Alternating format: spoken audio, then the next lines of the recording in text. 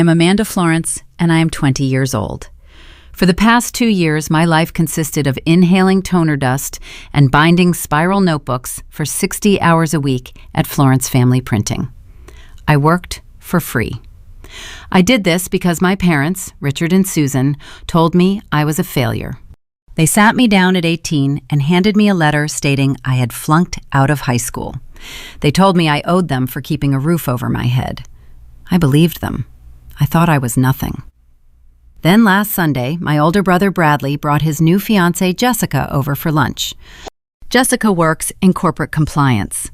While helping my parents organize documents for a business loan, she ran a standard household credit check. Over dessert, she turned to me with a confused smile and asked why my Oxford University full-ride scholarship was sitting in deferred status and what I planned to do with my $75,000 education trust fund. My mother dropped her wine glass. It shattered across the hardwood floor. Before we get into the details, please take a moment to like and subscribe to Sophia Told Stories, but only if this situation resonates with you. Have your parents ever lied to keep you trapped?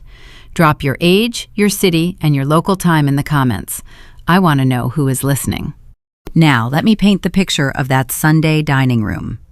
Bradley is the golden child. He is 25, perpetually between jobs, and requires constant financial rescuing. My parents treat him like royalty.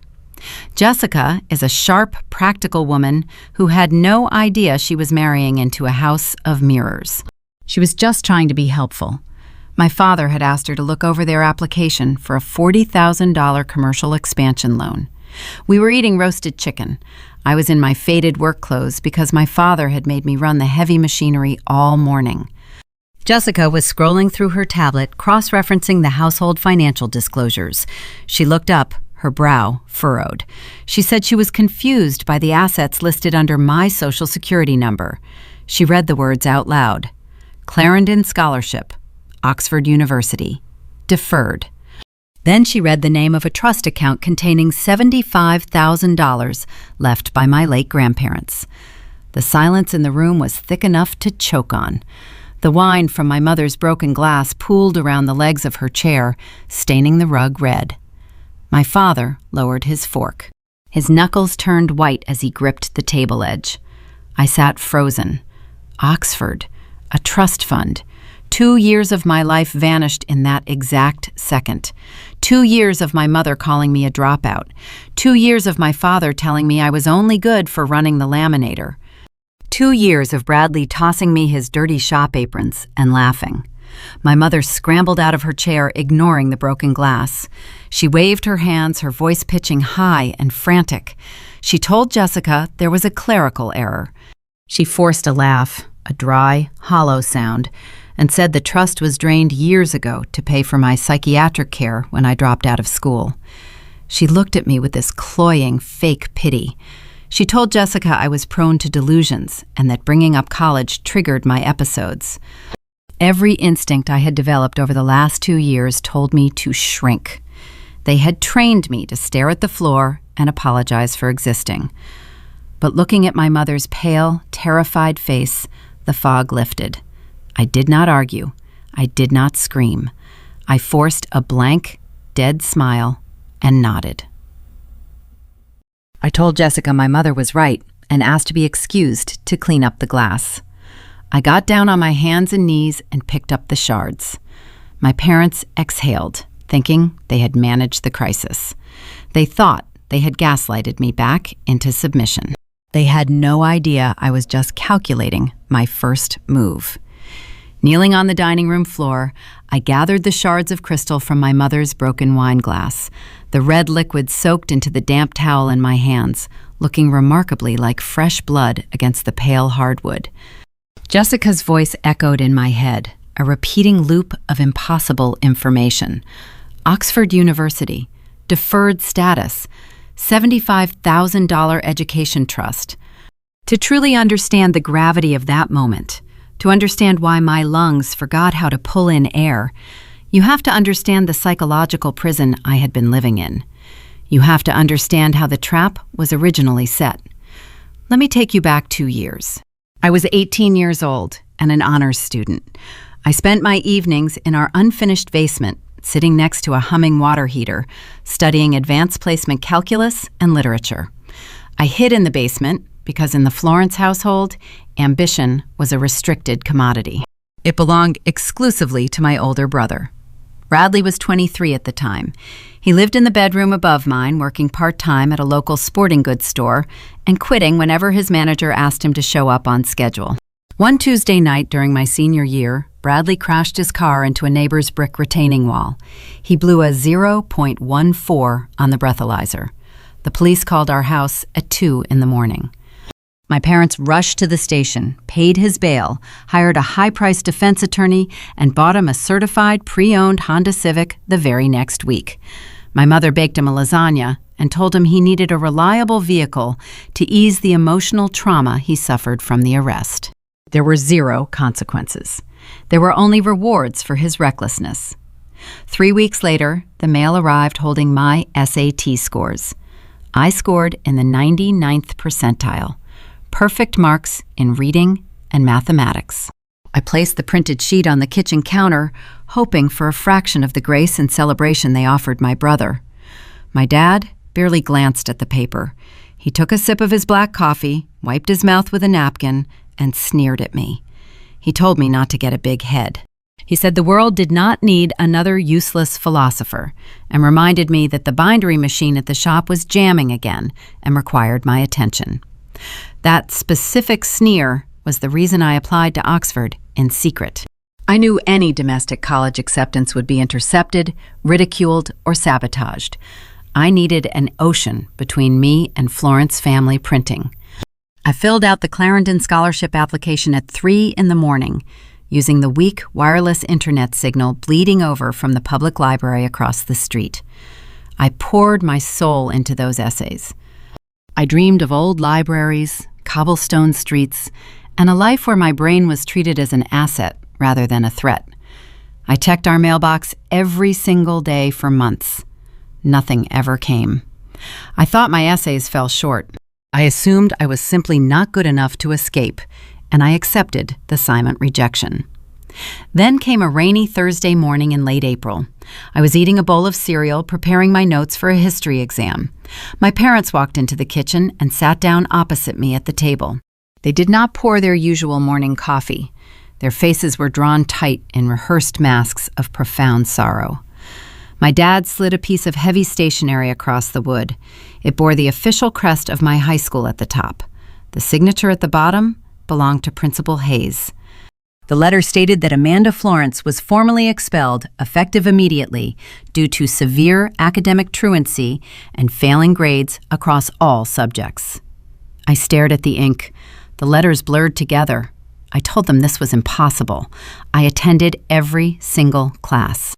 I turned in every assignment. I maintained a perfect grade point average. I stood up, my chair scraping loud against the tile floor. I grabbed my backpack, unzipping it frantically to show them my graded essays, my perfect test scores, my meticulous planners. My mother caught my wrist. Her grip was tight, cold, and unrelenting. She looked at me with tears welling in her eyes. She said I was sick. She told me I had been missing school for weeks, spending my days wandering around the neighborhood in a daze. She claimed the school counselor called them to report my erratic behavior. She used clinical phrases. She talked about stress-induced memory lapses and psychological breaks. If you tell a healthy person they are losing their mind long enough and use the people they are supposed to trust to deliver the message, their reality begins to fracture. My parents piled on the fabricated evidence.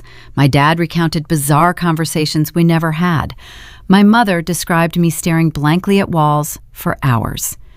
They manufactured a narrative of a mental breakdown so detailed, so convincing, and delivered with such terrifying parental concern that I stopped trusting my own brain. I sank back into my chair. The kitchen spun around me. I believed them. I truly believed my mind had snapped under the pressure of my secret ambitions. I believed I was a high school dropout, a worthless failure who had hallucinated her own academic success. They held me as I cried. They told me they would protect me. They promised to keep my shameful breakdown a secret from our extended family. They confiscated my cell phone, claiming that digital screens would only worsen my fragile neurological state. In reality, they were cutting off my only means of contacting my teachers or friends to verify their lies. They said the real world was too harsh for someone with my condition, but they had a solution. I could work at the print shop. I could pay off the debt of my existence by running the presses. The very next morning, the transition was finalized. I walked downstairs feeling like a ghost, haunting my own life. Bradley was leaning against the kitchen counter, eating an apple. He looked at my puffy eyes and my slumped shoulders. He did not ask if I was okay. He simply picked up a dark blue canvas shop apron from the stool beside him and tossed it at my chest. The heavy brass grommets hit my collarbone. "Welcome to the real world, dropout," he laughed, taking another bite of his apple. I put the apron on. I tied the strings behind my back, binding myself to their narrative. For 2 years, that apron was my uniform. For 730 days, I stood under the flickering fluorescent lights of the shop, breathing in the sharp, metallic scent of printing ink. I loaded heavy reams of paper. I bound thousands of notebooks. I ran the cash register. I did not earn a single paycheck. Every time I asked about taking a community college class or getting a part-time job elsewhere, my mother would sigh loudly and remind me of my fragile condition. She would ask if I really wanted to risk another breakdown and end up institutionalized. They kept me small. They kept me isolated. They kept me working. I spent 2 years believing I was nothing. I believed my mind was broken and my family was my only refuge. I believed the roof over my head was an act of extreme charity that I had to repay with my physical labor. And then Jessica asked her innocent question over Sunday lunch. I wiped the last drop of spilled wine off the hardwood floor and stood up. I threw the damp towel into the trash can. The lie they had meticulously built, the psychological prison they had constructed brick by brick, shattered into a million unfixable pieces. I was not crazy. I had never failed. I was an Oxford scholar. I was independently wealthy. My own parents had stolen my mind, my money, and my future, all to keep me trapped as their indentured servant. I turned around to face the dining table. My mother was watching me closely. Her chest was rising and falling in shallow, panicked breaths. She was waiting for me to crack. She was waiting for her frantic gaslighting to take effect, just like it had on that rainy Thursday 2 years ago. She expected me to break down and accept her version of reality. She had no idea the girl she broke 2 years ago was gone, and the woman standing in front of her was already preparing for war. My mother moved with the terrifying speed of a cornered animal. She stepped directly into Jessica's line of sight, physically blocking her view of me. Her hands fluttered in the air, dismissing the revelation as if waving away a nuisance. She let out a high-pitched laugh that sounded like glass scraping against metal. She told Jessica there had been a profound misunderstanding. She leaned in close, lowering her voice into a tone of manufactured pity, spinning a lie so fast it made my head spin. She claimed the Oxford acceptance was nothing but an administrative glitch, an automated letter sent out in error years ago that the family had to painstakingly correct. Then she moved to the money. She placed a hand on her chest and sighed. She told Jessica that the $75,000 trust fund was gone. She framed it as a tragic necessity. She said, my severe psychiatric care, the inpatient facilities, the specialists, and the heavy medication required to manage my delusions had drained every single penny of my grandparents' inheritance. She turned and looked at me. Her eyes were hard and flat, but her voice was dripping with fake maternal concern. She told Jessica that bringing up college or money triggered my episodes. She painted a picture of a fragile, broken girl who would spiral into a panic attack if reality pushed too hard against her delusions. She asked Jessica, very politely, to never mention these topics again for the sake of my delicate mental health. Jessica shifted in her seat. Her professional composure fractured under the weight of this intense, uncomfortable family trauma. She was an outsider who had accidentally stepped on a landmine, and her immediate instinct was to retreat. She closed her tablet. She apologized repeatedly, her cheeks flushing bright pink. She said she had no idea and was only trying to help organize the loan documents. My mother reached out and stroked my hair. The gesture made my stomach turn. Her fingers felt like ice against my scalp. My entire body wanted to recoil, to scream that she was lying, to grab Jessica by the shoulders and beg her to look deeper into those financial records. The old, familiar urge to shrink washed over me. For 2 years, my survival depended on letting them speak for me. They had trained me to believe that defiance led to punishment, that my perspective was inherently flawed. The muscle memory of submission was heavy. But something fundamental had shifted in my chest. 2 years of inhaling toxic ink fumes, of standing on concrete floors until my knees ached, of serving my brother while he paraded his unearned accomplishments around the house, had burned away my compliance. The girl who believed she was crazy was dead. The woman sitting in that chair recognized the scent of pure desperation. I did not cry. I did not argue. I forced the muscles in my face to relax into a blank, unreadable mask. I offered Jessica a small, dead smile. I nodded slowly, letting the tension diffuse into the room. I told Jessica it was okay and that my mother was right. I said I was feeling a bit overwhelmed and needed to rest. My parents both exhaled at the exact same moment. They thought they had successfully contained the blast. They thought their years of conditioning had held firm and that they had gaslighted me back into the dark. An hour later, Bradley and Jessica gathered their coats and left. Bradley remained entirely oblivious to the near collapse of his family empire. He was too busy talking about the floral arrangements for his wedding to notice the suffocating dread filling the house. The moment the front door clicked shut behind them, the temperature in the living room dropped. The fake smiles vanished. The performance was over. My father grabbed my upper arm. His grip was bruising and intentional. He marched me into the kitchen, away from the windows. My mother followed close behind, locking the kitchen door. The smell of the roasted chicken from lunch lingered in the air, suddenly nauseating. My father backed me against the counter. The veins in his neck stood out. He pointed a thick, ink-stained finger right in my face. He told me that if I ever tried to manipulate Jessica with my lies, he would throw me out onto the street that very night. He said I would be homeless, penniless, and alone. My mother stepped up beside him, employing her favorite tactic. She used a soft, dangerous whisper. She told me that I was a sick girl who was lucky to have a family willing to hide her shame. She threatened to call the authorities. She said if I started having delusions about going to England or having money, they would have no choice but to have me committed to a state-run psychiatric facility for my own safety.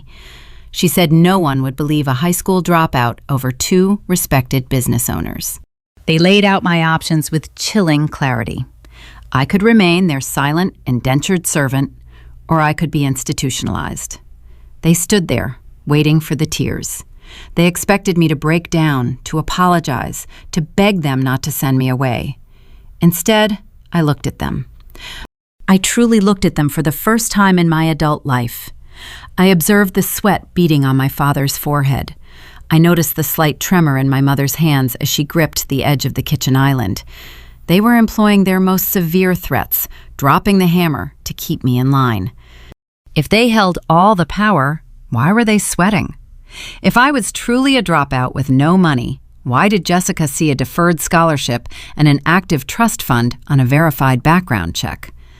The realization hit me like a physical blow. They were terrified. They were cornered. You cannot steal a $75,000 trust fund with just words. You cannot defer an international university scholarship without corresponding. There had to be a paper trail. There had to be documents, signatures, and bank statements. The truth was not gone. It was hidden. I kept my face perfectly still. I lowered my eyes to the floor, playing the role they demanded. I whispered that I was sorry. I promised I would not say a word to Jessica or Bradley. I told them I just wanted to go up to my room and sleep. My father released my arm. He sneered, satisfied that he had reestablished dominance. He told me to be at the print shop by 6 in the morning to run the heavy cardstock orders. I walked up the stairs to my bedroom and closed the door. I did not turn on the lights. I sat on the edge of my bed in the dark, listening to the sounds of the house. I heard the low murmur of their voices in the kitchen, followed by the clinking of glasses. I heard my father pacing in his home office down the hall. I heard the distinct sound of a heavy metal drawer sliding shut, followed by the turning of a lock. I sat in the dark for 4 hours. I waited until the murmur of the television died out. I waited until the floorboards stopped creaking. I waited until the deep, rhythmic breathing of my parents echoed from their master bedroom. They thought they had secured their secret. They thought I was a broken girl crying myself to sleep. They did not know that they had just handed me the map to my own salvation. Liars always keep receipts, and I knew exactly where my father kept his. The digital clock on my nightstand shifted to 2 in the morning. The house was finally silent. I lay in the dark, staring at the ceiling, listening to the subtle settling of the floorboards and the low hum of the refrigerator downstairs. 4 hours had passed since the dining room confrontation. 4 hours of my parents believing they had successfully forced me back into my designated corner. I threw off my blanket and swung my legs over the side of the bed. My bare feet touched the cold wood floor. I did not turn on a single light. I knew this house by heart. I knew which stairs creaked and which patches of carpet disguised hollow spots.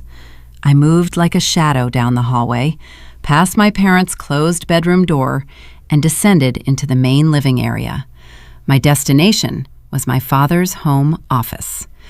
It was a cramped room situated just off the kitchen, filled with the sharp scent of stale coffee and the metallic tang of printer toner. He kept the door locked, but the cheap brass mechanism was easily bypassed with a plastic credit card. I slipped inside and closed the door behind me. The only illumination came from the pale moonlight filtering through the horizontal window blinds, casting thin stripes across his heavy mahogany desk. In the corner of the room stood a tall, gray metal filing cabinet. My father kept the bottom drawer secured with a heavy-duty padlock. He always told us it held sensitive client data for the print shop. I knelt on the carpet in front of it. I reached into my pajama pocket and pulled out 2 sturdy paper clips. I bent the metal wires into straight lines, hooking the very ends. I knew how to pick this exact type of lock because Bradley taught me when I was 12 years old. Back then, my older brother was always desperate for cash to buy cheap beer and video games. He spent an entire summer perfecting the art of popping the lock on my father's petty cash box, and he used me as his lookout. He showed me how to apply tension with one wire while raking the pins with the other. It was a skill born of his delinquency.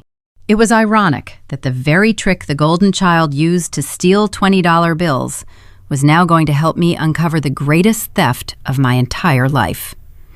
I slid the wires into the keyhole. I closed my eyes and felt for the internal pins. 1, 2, 3, 4. The metal clicked softly. The heavy padlock popped open in my hands. I set it gently on the carpet and pulled the metal drawer outward. The drawer was packed tight with hanging green folders. I used the flashlight on my cell phone, shielding the glare with my left hand, and began to sift through the tabs. I bypassed years of tax returns, vendor contracts, and equipment warranties. Near the very back, wedged behind a stack of blank ledger paper, I found a thick manila envelope.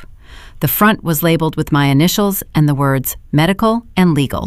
I pulled the envelope out and opened the metal clasp. The first document I touched was printed on thick, expensive stationery. It was the last will and testament of my late grandparents, Thomas and Helen Florence. They had passed away during my freshman year of high school. They were practical, hard-working people who always worried about my father's reckless business decisions. I scanned the dense legal paragraphs until I reached a section highlighted in yellow marker. It was an educational trust. They had left me exactly $75,000. My breath caught in my throat. I read the numbers again. 75,000. But it was the following paragraph, the stipulations of the trust, that made the blood freeze in my veins. My grandparents knew my father would try to absorb any loose capital to fund his failing print shop. To protect my inheritance, they attached strict conditions. The money could only be dispersed directly to a university upon my confirmed enrollment. Then I read Clause 4B, the reversion of funds. The legal text stated that if Amanda Florence reaches the age of 21 without matriculating into a higher education institution, or if she formally drops out of secondary education, the trust dissolves. Upon dissolution, the entire sum transfers directly to Richard Florence for discretionary business use. The piece of paper trembled in my hand. The truth hit me with the force of a physical blow. The forged expulsion letter, the fabricated mental breakdown, the 2 years of forced isolation in the print shop. None of it was just about securing free labor. It was a calculated, cold-blooded financial heist. They needed me to fail. They had to convince me I was a dropout, so I would never try to claim the money. I am 20 years old right now. They were just running down the clock, waiting for my 21st birthday so they could legally seize my grandparents' final gift and inject it into their struggling business. I dug deeper into the envelope. I found the official withdrawal forms from my high school, bearing forged signatures mimicking my own handwriting. I found the original Oxford University acceptance letter, printed on heavy, watermarked paper, congratulating me on the Clarendon Scholarship. Seeing that crest, seeing the undeniable proof of my own intelligence hidden away in the dark, ignited a fire in my chest that burned away whatever residual fear I had left. At the very bottom of the drawer, underneath the manila envelope, my fingers brushed against cold glass. It was a cheap Android tablet. I pulled it out and pressed the power button. The screen glowed to life, demanding a 4-digit passcode. I typed in my mother's birth year. The device unlocked instantly. I opened the internet browser. It was already logged into a generic email account. The sender name was listed as Amanda Florence. I opened the sent folder and stared at a string of messages addressed to the Oxford University International Admissions Office. The emails were horrific. The grammar was deliberately atrocious. My parents had been writing to the admissions board, posing as me. One email read, "Dear Oxford people, I am sick again and cannot come to school. Please hold my spot until my brain is better." Another read, "My mother is very ill and I must stay to work the machines. Do not cancel my free ticket." The audacity was staggering. They had stolen my inheritance, my diploma, and my sanity, but they were greedy. They kept the scholarship in a deferred status by sending these pathetic, semi-literate emails just in case they ever found a way to monetize that opportunity too. They wedged the door open while keeping me locked in the basement. I did not cry. I did not break down. The girl who used to cry in the bindery room was gone. I set the tablet down next to the will, the forged withdrawal forms, and the pristine Oxford acceptance letter. I pulled out my cell phone. I made sure the camera flash was turned off. I started taking photographs. I took a picture of the padlock. I took pictures of every page of the will, making sure the $75,000 figure and the reversion clause were perfectly in focus. I photographed the forged signatures. I took screenshots of every single horrific email sent from the tablet. I took wide shots of the drawer to prove exactly where the documents were hidden. Snap, snap, snap. Every click of my digital shutter was a weapon being loaded. I was no longer a victim trapped in a delusional narrative. I was an investigator building an airtight case against my captors. I spent 20 minutes documenting every shred of their fraud. I emailed the entire photo gallery to a newly created, secure email address. I locked my phone, placed the documents back into the manila envelope exactly as I found them, slipped the envelope into the drawer, and clicked the heavy padlock back into place. I stood up. The air in the office felt different now. It did not feel like a prison anymore. It felt like a crime scene, and I held all the evidence. I sneaked back up the stairs and slipped under my covers. I closed my eyes, but I did not sleep. My mind was racing, calculating the necessary sequence of events to dismantle their lives. I knew I needed to buy time. I needed to act perfectly normal. But I also knew that acting normal was going to be the hardest performance of my life, because when the sun came up, Bradley and Jessica were coming to the shop. The golden child needed money for his luxury wedding. My parents were going to demand that I pay for it, and I had to figure out how to look them in the eye without letting them see the executioner hiding behind my smile. The alarm clock beside my bed buzzed at 5:30 in the morning. I stared at the red digital numbers, my body exhausted, but my mind running at a frantic pace. I had managed perhaps 2 hours of fitful sleep after raiding my father's filing cabinet. Every time I closed my eyes, the image of that $75,000 trust fund danced behind my eyelids. I forced myself out of bed and into the shower. The hot water drummed against my back, washing away the lingering chill of the night before. I needed to construct an impenetrable facade. I had to walk downstairs and look into the faces of the people who were systematically destroying my life, and I had to make them believe their control was absolute. I pulled on my work clothes, the same faded jeans and cotton shirt I wore every single day to the print shop. I tied my hair back and walked into the kitchen. My father was already seated at the table, reading the local newspaper and drinking coffee. My mother was at the stove, frying eggs. The normalcy of the scene was nauseating. It was a domestic tableau built on a foundation of massive, coordinated theft. I poured myself a glass of orange juice and offered a quiet good morning. My father barely grunted in response. My mother turned from the stove, her eyes narrowing as she scrutinized my face. She was looking for cracks. She was searching for any residual defiance from the confrontation the night before. I kept my expression carefully neutral. I took a sip of the juice, staring blankly at the wall, embodying the broken, defeated daughter they expected to see. My mother let out a small, satisfied breath and returned to the stove. The performance had begun. We drove to the shop in silence. Florence Family Printing was located in a drab commercial park on the edge of town. The building was essentially a large cinder block rectangle, smelling permanently of ozone and industrial solvents. My father unlocked the front doors and the familiar, soul-crushing routine commenced. I spent the first 3 hours of the morning collating a massive order of real estate brochures. The repetitive motion usually numbed my brain, but today it afforded me the mental space to strategize. I had the photographic evidence secured on a cloud server. Now, I needed to figure out how to leverage that proof to reclaim my future. At 10:30, the bell above the front door chimed. I looked up from the collating machine and saw Bradley walk in. My older brother was wearing crisp khaki pants and a designer polo shirt, looking entirely out of place amidst the heavy machinery and ink-stained floors. He was carrying a glossy white folder embossed with silver lettering. He strolled past the customer counter and walked directly into my father's small, glass-enclosed office. My parents immediately stopped what they were doing. My mother practically ran from the front register to greet him, her face lighting up with a genuine joy she never directed toward me. Bradley was the center of their universe. He was the heir apparent to an empire that was currently drowning in debt, though they shielded him from that reality. They coddled him, funded his whims, and protected him from the consequences of his own mediocrity.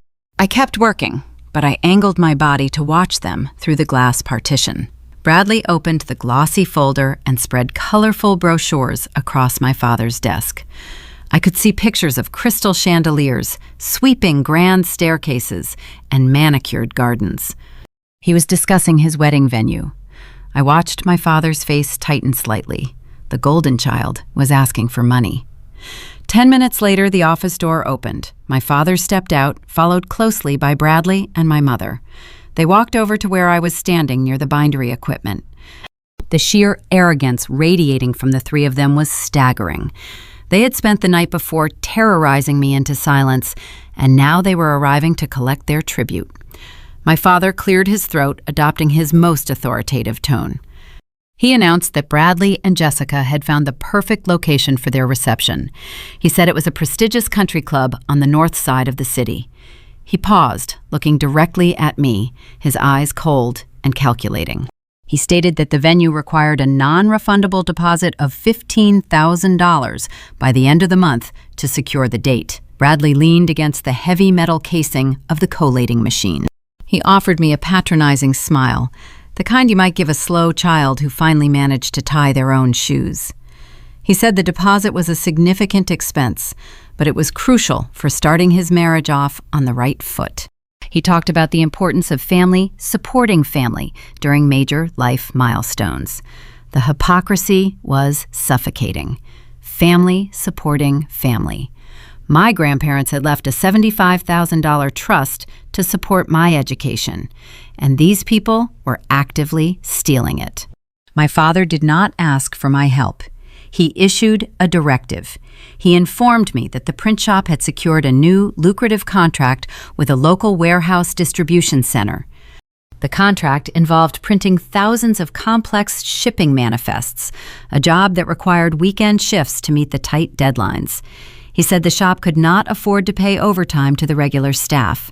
He looked me dead in the eye and delivered the mandate. He said I would be taking on those weekend shifts. I would work 12 hours on Saturday and 12 hours on Sunday, on top of my regular 60-hour work week.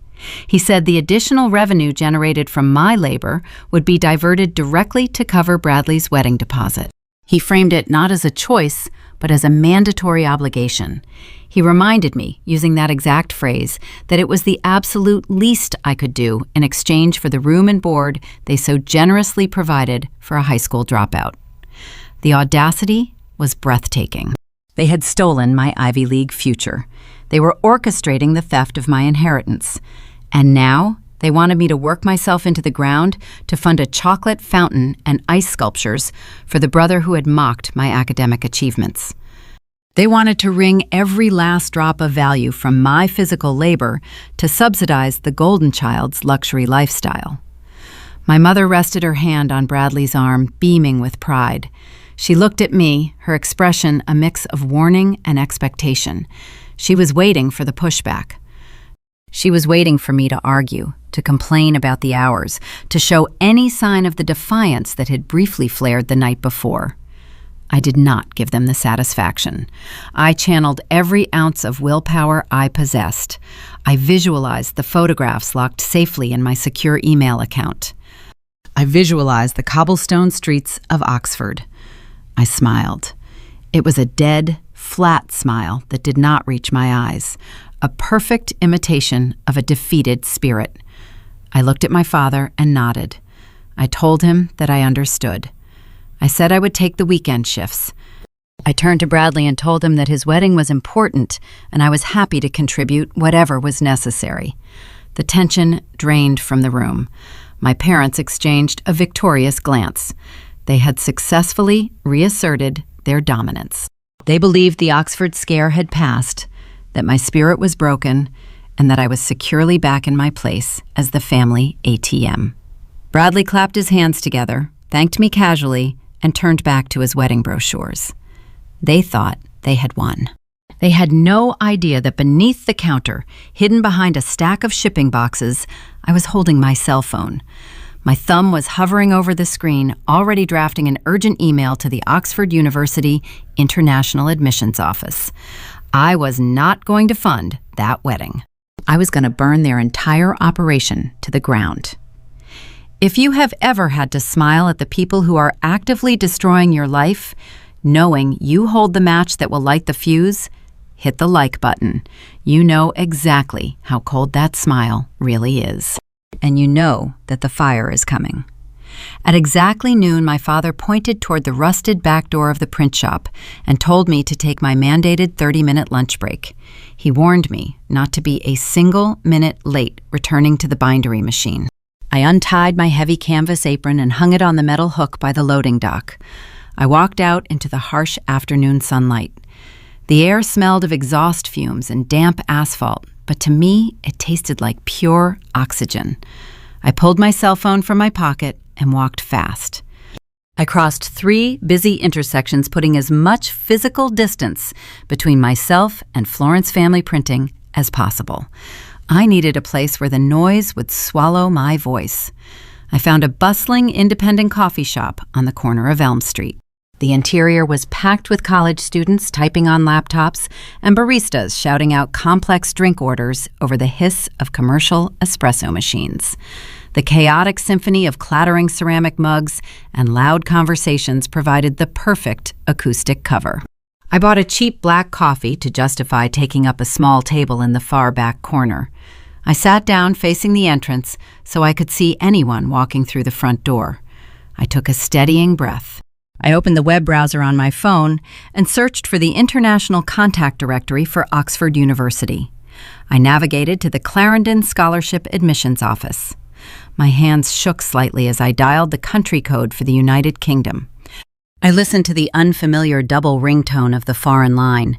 Every second that ticked by felt heavy. A man answered the phone. He spoke with a crisp, refined British accent, identifying himself as Julian Davies from International Admissions. I swallowed hard. I introduced myself as Amanda Florence. There was a brief pause on the other end of the line. I heard the faint clicking of a computer keyboard. Mr. Davies cleared his throat. His tone shifted from polite bureaucratic detachment to distinct confusion.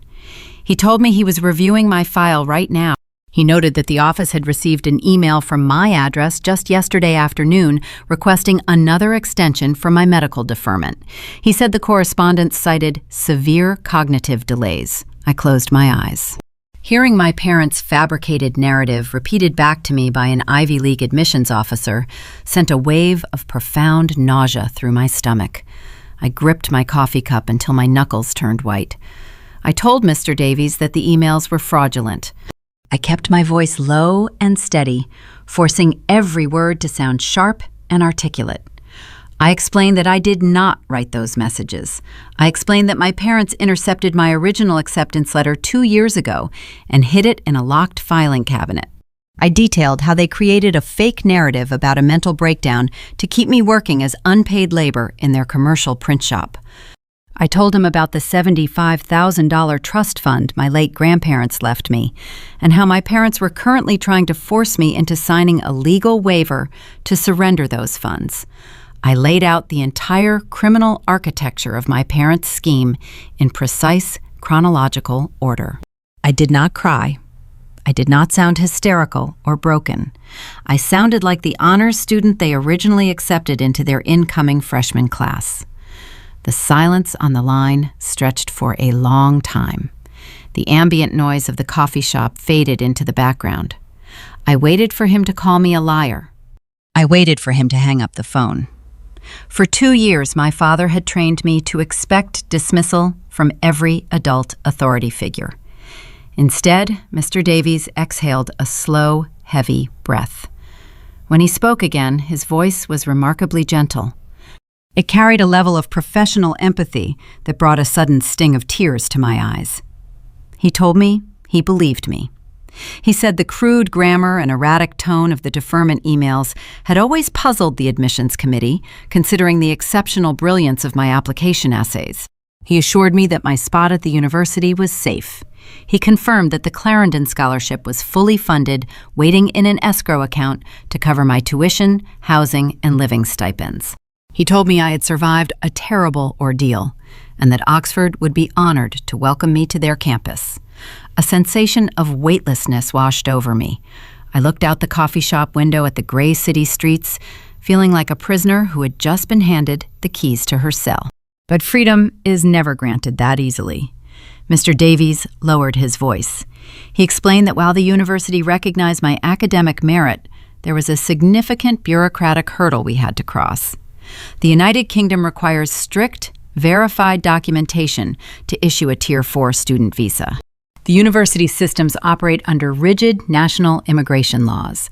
Oxford possessed my perfect standardized test scores and my application materials, but my academic file was technically incomplete. Because my parents intercepted my mail and fabricated a narrative about my expulsion, they never submitted my final high school transcripts. Oxford did not have a certified copy of my high school diploma.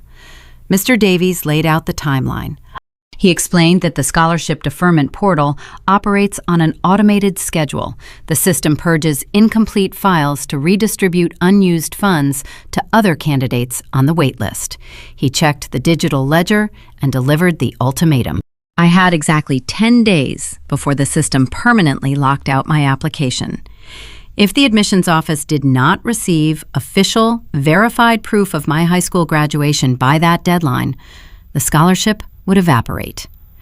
The weightlessness vanished, replaced by an icy dread settling in my chest. This was the trap my parents had so carefully designed. They did not just hide my acceptance letter, they actively sabotaged my official academic record. They handed me a letter 2 years ago stating I was expelled for truancy. I remembered the heavy stationery and the principal's signature at the bottom. If I was truly expelled, I did not possess a high school diploma. Without that piece of paper, the scholarship was worthless. The International Visa Office did not care about my trauma or my stolen inheritance. Bureaucracy is a cold, unfeeling machine that only runs on proper documentation. I asked Mr. Davies if there was any alternative pathway. I asked if I could submit a personal affidavit or take an entrance exam. He apologized sincerely. He said immigration laws allow 0 exceptions for international matriculation. I needed a government-recognized proof of secondary education. I thanked him for his time. I promised him I would send the documents before the deadline. I ended the call and set my phone flat on the wooden table. My 30-minute lunch break was almost over. I had to walk back to the print shop and resume binding brochures for the brother who treated me like dirt. I had to pretend my spirit was still crushed. But my mind was spinning through a chaotic web of logistics. I needed a diploma. But the very institution that could issue that diploma believed I had suffered a psychological break and abandoned my studies. My parents had erected a firewall of lies between me and my former educators. I realized that keeping receipts on my parents was only the first phase of my escape. Now I had to dismantle the false reality they had projected into the outside world. I could not simply order a transcript online. The school administration would notify my parents the moment an inquiry was made on my dormant student account. My mother would intercept the request and tighten the leash. She would likely drag me to a notary and force me to sign away my trust fund immediately under the threat of physical eviction. I had to bypass the digital systems. I had to go straight to the source. I formulated a plan. Tomorrow morning, I was going to call in sick. I would endure whatever verbal abuse my father hurled at me over the phone. Then I was going to drive to my old high school. I was going to walk directly into the administrative office and look the principal in the eye. I had to find out exactly what my parents told the school board 2 years ago. I had to find a loophole in my fabricated expulsion. I picked up my cold black coffee and threw it into the trash bin near the exit. I walked out of the coffee shop and headed back toward the scent of industrial solvents and the deafening hum of the bindery machines. The clock was officially ticking. I had 10 days to unearth my stolen academic past before my entire future was erased by an automated computer system. I woke up at 6 a.m. on Tuesday. I did not put on my faded denim jeans. I did not reach for the heavy canvas shop apron. Instead, I opened the far back corner of my closet and pulled out a crisp white blouse and a tailored black skirt. These were clothes from a past life. I dressed like a woman preparing for a high-stakes corporate negotiation. I brushed my hair until it shone. I looked at my reflection in the mirror and recognized the sharp, determined angles of my own face. Then I picked up my cell phone and dialed the primary landline for Florence Family Printing. My father answered on the second ring. The rhythmic, mechanical thud of the commercial printing presses echoed loudly in the background. I kept my voice flat and monotone. I told him I was sick. I said my head was spinning and my stomach was in knots, so I could not come into the shop today. The silence on the line grew thick with immediate fury. His voice dropped into a low, dangerous register. He demanded I get in my car and drive to the industrial park this exact second. He threatened to double my weekend warehouse shifts. He called me ungrateful and lazy, reminding me of the roof he provided. I let him speak his insults for a full 60 seconds. I listened to the desperation masking itself as authority. Then I pressed the red button and ended the call. I switched my device to silent mode. The sheer physical sensation of hanging up on Richard Florence was intoxicating. I grabbed my car keys and left the house. The morning air was crisp and cool. I drove across town, navigating the familiar suburban streets leading to my old high school. The sprawling brick campus looked exactly as I remembered it 2 years ago. The sprawling green athletic fields, the towering oak trees lining the student parking lot, and the wide glass double doors all stood unchanged. Walking up those concrete steps felt like stepping through a time portal. The interior hallways smelled of industrial floor wax and stale locker metal. The morning bell had already rung, so the corridors were mostly empty. I walked straight into the main administrative office. The front desk receptionist barely glanced up from her computer monitor. I asked to see Principal Hayes regarding an urgent academic discrepancy. She asked if I had an appointment. I told her to give him the name Amanda Florence and assure him the matter involved legal fraud. 2 minutes later, the heavy oak door to the inner office swung open. Principal Hayes stood in the doorway. He was a tall, stern man with silver hair who always wore plain gray suits. He possessed a reputation for strict discipline, but also an undeniable dedication to his honors students. When his eyes locked onto my face, all the color drained from his cheeks. He gripped the brass door handle as if he needed it for physical support. He looked like a man who had just seen a ghost wandering the halls of his school. He ushered me inside and closed the door tightly behind us.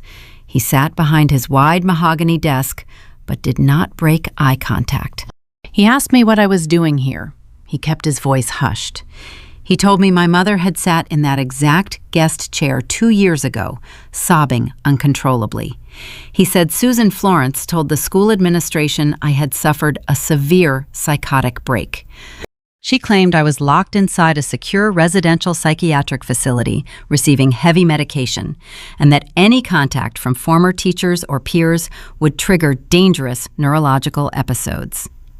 Hearing the elaborate depths of my mother's lies spoken aloud by an educator made my stomach turn. They did not just pull me out of school. They burned the bridge and salted the earth behind me, ensuring no one would ever come looking for their star pupil. I did not waste time expressing sorrow. I reached into my purse and placed my cell phone flat on the center of his desk. I opened the photo gallery. I told Principal Hayes I was never sick. I explained I had spent the last 700 days working as unpaid physical labor in a commercial print shop. I swiped to the first photograph. It was the Oxford University Clarendon Scholarship acceptance letter. Principal Hayes leaned forward, adjusting his wire-rimmed glasses. He read the heavy watermarked text. A look of profound pride flickered across his face before being swiftly replaced by confusion. I swiped to the next image. It was the burner email account. I showed him the horrific, semi-literate messages my parents sent to the British Admissions Board, posing as me. I watched the stern principal's face morph from confusion into a quiet, dangerous rage. Educators dedicate their lives to building futures. Watching someone actively assassinate a bright student's potential offended him on a fundamental professional level. I swiped to the final piece of evidence. I showed him the trust fund document outlining the $75,000 educational inheritance and the reversion clause. I explained the financial motive. I told him my parents needed me to be a documented high school dropout so they could legally absorb my grandparents' money to save their failing business and fund my brother's luxury wedding. Principal Hayes stood up. His chair rolled backward, hitting the wall with a loud thud. He did not say a word. He walked to a locked beige filing cabinet in the corner of his office. He unlocked the drawer and pulled out a thick manila folder bearing my student identification number. He dropped my permanent academic record onto the desk and opened it. He sifted through pristine report cards, exceptional standardized test scores, and glowing teacher evaluations. At the very back of the stack, he found a single sheet of yellow paper. It was the official state withdrawal form. He rotated the document so I could read it. The header proclaimed a declaration of intent to homeschool. The form stated that the parents were withdrawing the student to provide private domestic education. At the bottom of the page sat two signatures. One belonged to my father. The other was a crude forgery of my own handwriting. This was the boulder. This was the singular piece of paper that erased my academic existence. According to the State Board of Education, I had willingly surrendered my enrollment. I stared at the forged signature, feeling a familiar wave of defeat trying to pull me under. I asked him how we could prove the forgery. I asked if I needed to hire a handwriting expert or file a police report. I worried the legal battle would stretch far beyond the 10-day deadline Oxford had imposed. Principal Hayes picked up his reading glasses. He studied the document closely, tracing the printed text with his index finger. He looked at the date filed stamp located in the top right corner. Then he looked at my birth date printed on the official school transcript lying next to it. A sharp, triumphant smile broke across his stern face. He pointed to the date filed box. The stamp read, April 18th. Then he pointed to my official transcript. My date of birth is April 2nd. He looked at me and delivered the loophole that would save my life. He explained that on the day my parents submitted this fraudulent withdrawal form, I was exactly 18 years and 16 days old. Legally, I was an adult. In the eyes of the State Board of Education, my parents possessed zero jurisdiction over my academic enrollment. They could not withdraw me. They could not force me into a homeschool program. Their signatures on this document were entirely void and legally meaningless. Principal Hayes explained the technical reality of my situation. I never dropped out. Because the withdrawal was invalid, the school system simply registered my sudden absence as unexcused truancy. I was marked truant for the final month of my senior year. He sat down at his computer terminal and opened the grading database. The keys clacked loudly in the quiet office. He told me to graduate early. From this district, a student needs 24 total credits. By the end of my first senior semester, I had already accumulated 26 credits due to my heavy load of advanced placement courses. He turned the monitor toward me. My final grade point average sat at a perfect 4.0. He said I did not need the final month of attendance. I had already satisfied every single state and local requirement for graduation long before my parents attempted to erase me. Principal Hayes pressed a button on his keyboard. A laser printer across the room hummed to life. A sheet of thick ivory parchment slid into the output tray. He walked over and picked it up. He carried it to a heavy iron embosser sitting on a side table. He placed a gold foil sticker on the bottom corner of the parchment and pressed the heavy iron lever downward. The mechanical crunch of the embosser echoed in the room. He walked back to the desk and handed me the document. It was my official, certified high school diploma. It possessed the gold seal of the district and his authentic ink signature. I held the thick parchment in my hands. The physical weight of it felt like an anchor tethering me back to reality. The bureaucratic hurdle was cleared. Oxford University was secured. I had reclaimed my mind and my future. I thanked Principal Hayes. He shook my hand and told me to catch a flight to England and never look back. I walked out of the high school and got back into my car. I placed the diploma carefully on the passenger seat. I had achieved the first victory. But the war was far from over. Securing my education was only half the battle. Now I had to secure the $75,000 before my parents could steal it. They were expecting me at home tonight. They were preparing a trap. They wanted me to sign a stack of business expansion paperwork, which I now knew was a disguised legal waiver meant to surrender my trust fund. They thought they were dealing with a defeated print shop laborer. They had no idea they were about to face a fully accredited Oxford scholar who knew exactly where they hid the money. I tucked the heavy parchment diploma under the driver's seat of my sedan. I drove straight back to the industrial park. I'd called in sick that morning, so my sudden appearance mid-afternoon surprised my father. He was standing by the loading dock, arguing with a paper supplier over a late invoice. I walked past him, keeping my head down, and mumbled a fabricated apology about stomach cramps subsiding. I tied the familiar canvas apron around my waist and took my position at the collating machine. I spent the next 3 hours performing mindless physical labor, biding my time until the shop closed at 6 o'clock. When the final buzzer rang, my parents locked the front doors and drove home. I volunteered to stay behind and sweep the production floor, claiming I wanted to make up for my missed morning hours. My mother praised my renewed sense of responsibility. The moment their vehicle turned out of the parking lot, I dropped the broom. I walked straight into the glass-enclosed office. My target was the primary desktop computer. My father used a predictable sequence of passwords for everything. His dog's name, combined with his birth year, granted me instant access to the operating system. I clicked on the green financial software icon. I needed to understand their timeline. Why were they suddenly forcing a signature on new paperwork this specific week? The financial ledgers painted a grim picture of a dying enterprise. Florence Family Printing was not just struggling, it was suffocating. My father was a stubborn man who refused to adapt to modern technology. He kept running outdated offset presses while his clients migrated to cheaper digital alternatives. I opened the Accounts Payable tab. Rows of red numbers populated the screen.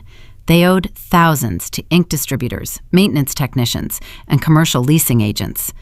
I dug deeper into the credit card statements. The truth was far worse than simple business mismanagement. My father had taken out a second mortgage on our family home to float the payroll. He had maxed out 3 separate corporate credit lines to purchase Bradley's certified pre-owned vehicle 2 years ago. I pulled up the primary balance sheet. The short-term liabilities totaled exactly $60,000. The business was hemorrhaging cash faster than they could print invoices. They were drowning, and they needed a lifeline. I navigated to the email client, searching for correspondence with our local bank. I found a thread between my father and a commercial loan officer named Greg. The subject line read, "Capital injection and trust dissolution." I opened the most recent message. Greg outlined the strict legal parameters for premature trust liquidation. He stated that because I was still under the age of 21, the bank could not automatically transfer the $75,000 to the designated beneficiary business account unless 2 specific conditions were met. First, I had to be a documented secondary school dropout. Second, I had to provide a notarized physical signature on a specific waiver declaring my permanent forfeiture of all future higher education pursuits. The email included an attached digital file. I downloaded the attachment and opened it on the large monitor. It was the exact same document my parents had placed on the kitchen island the night before. They had disguised it with a generic cover sheet, labeling it as business expansion liability. I scrolled down to the fine print. The legal jargon was dense, but the objective was clear. By signing the bottom line, I would acknowledge that I lacked the cognitive capacity to attend university, thereby triggering the reversion clause of my grandparents' will. The sickening realization washed over me, chilling my blood. My 2 years of profound suffering were never truly about controlling my behavior or punishing my secret ambitions. My psychological torture was nothing more than a calculated, multi-step financial heist. They manufactured my expulsion and kept me isolated to fulfill the first banking condition.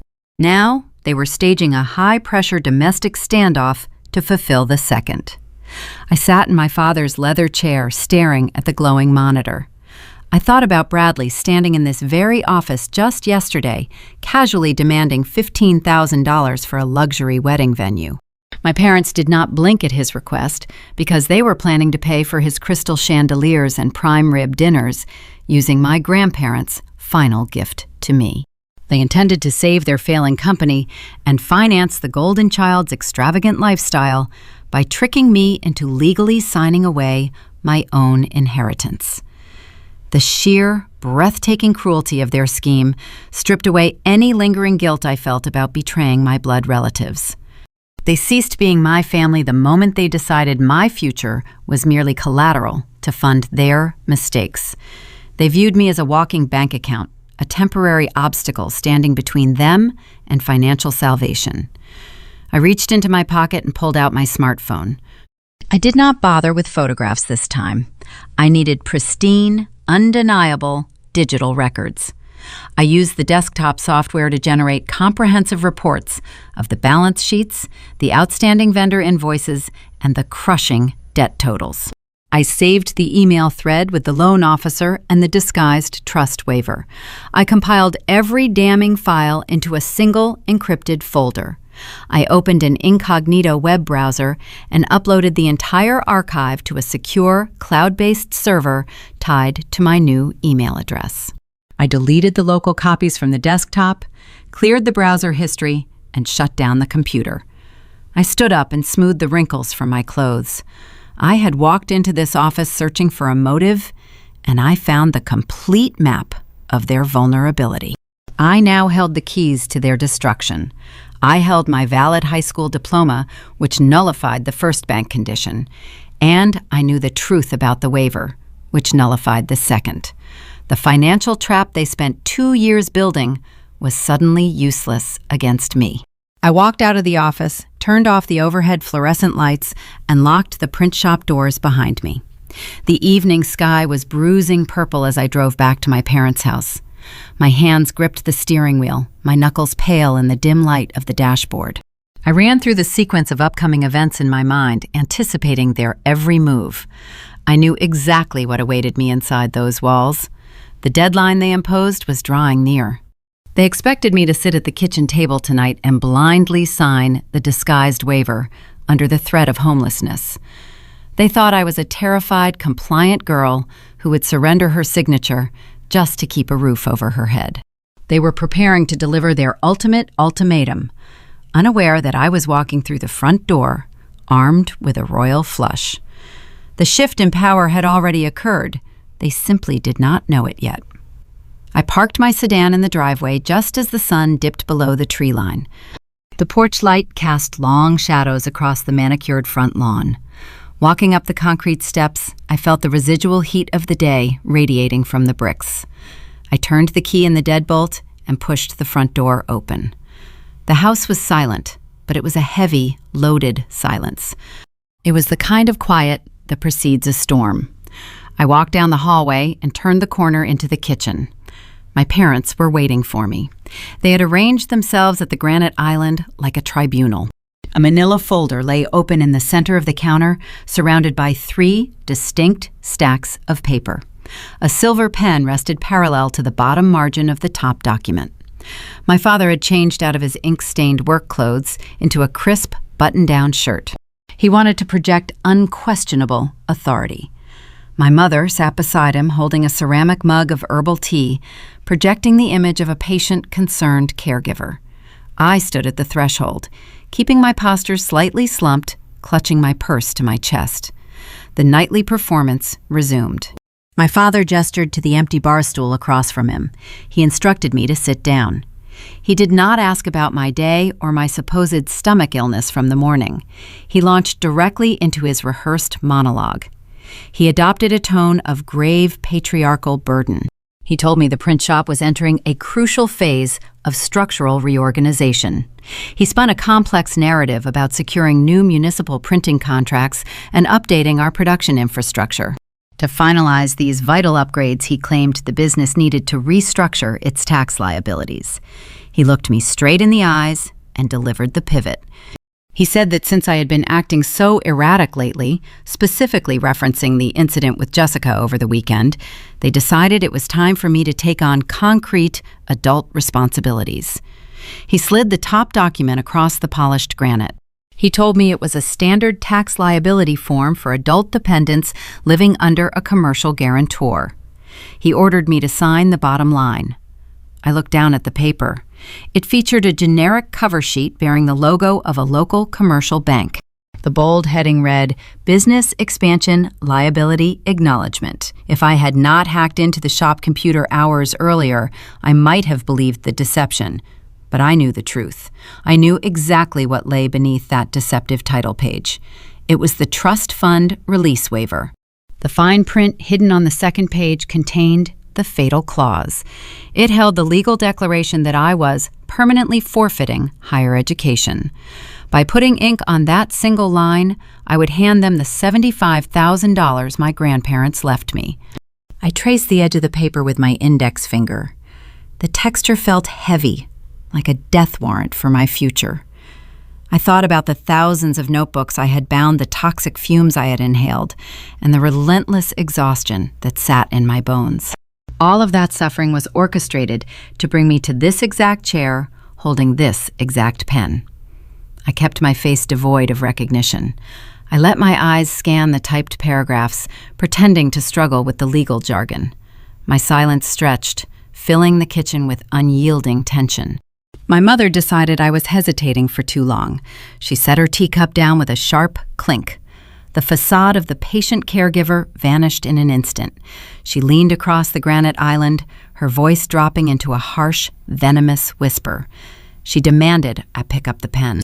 She reminded me of my perceived status in their household. She called me an ungrateful dropout.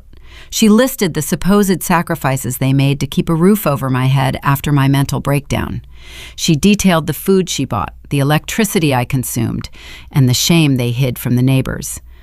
She built a tower of guilt and tried to drop it directly onto my shoulders. Then she delivered the ultimate threat. She stated clearly that if I refused to sign the paperwork tonight, I needed to go upstairs, pack my bags, and walk out the front door. She promised I would be living on the streets by midnight with $0 to my name. She said no one in the extended family would take me in because they all knew about my psychiatric instability. She assured me no employer would hire a delusional girl without a high school diploma. She painted a picture of total destitution. She told me the shop apron and my childhood bedroom were the only things keeping me from freezing in a gutter. The mechanics of their trap were breathtakingly cruel. They offered a binary choice designed to guarantee my submission. Option A was signing away my inheritance to fund my brother's luxury wedding and their failing business. Option B was instant, total homelessness. They smiled, a predatory gleam shining in their eyes. They thought they had me perfectly cornered. They believed I possessed zero resources, zero leverage, and zero alternatives. They thought I was trapped in the invisible cage they spent 2 years building. I looked at the silver pen resting on the counter. It was a heavy, expensive writing instrument, the kind of pen used to finalize monumental corporate mergers or sign sweeping legal declarations. My father purchased it specifically for this moment. He wanted the act of my financial surrender to feel official and permanent. I stared at the ink cartridge, recognizing the profound irony. They were using ink to erase my existence, unaware that I had already used ink to rewrite my destiny. They had no idea I was sitting across from them, holding an accredited state diploma and a photographic map of their impending bankruptcy. They thought they were speaking to a terrified victim. They were actually negotiating with their executioner. I needed to buy time. I needed the banks to open on Friday morning so I could execute the asset transfer before they realized what was happening. I let my hands tremble slightly as I reached out and touched the edge of the document. I looked up at my father, widening my eyes to mimic genuine fear. I spoke in a quiet, fragile voice. I told him the legal terms were confusing, and I just needed a moment to process the responsibility. I pushed the paper back across the granite an inch. I asked them to give me until the large family dinner scheduled for Sunday night. I promised I would sign the paperwork in front of everyone, proving my commitment to the family business and confirming my gratitude for their charity. My parents exchanged a swift, calculating look. My father weighed the risk. He knew breaking my spirit publicly at a family gathering would solidify his dominance forever. It would provide an audience for his triumph, verifying his narrative to the rest of the relatives. He nodded slowly, granting the extension. He warned me there would be no more delays and no more excuses. He told me to go to my room and reflect on my choices. I stood up, leaving the document on the island, and walked upstairs. I closed my bedroom door and let the terrified expression melt from my face. The deadline was set. I had 48 hours to claim my money and set the stage for a Sunday dinner they would never forget. Friday morning arrived with a crisp chill in the air. I left the house long before the sun crested the horizon.